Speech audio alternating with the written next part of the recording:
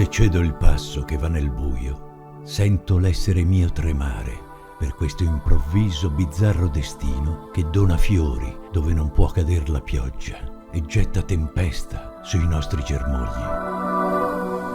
Rendo forti i miei piedi così che non possano tremare al freddo della lama sferzata dall'araldo che resiste al tempo. Potrò fermare il suo corso e dire al destino ch'io sia un raggio improvviso che si perde.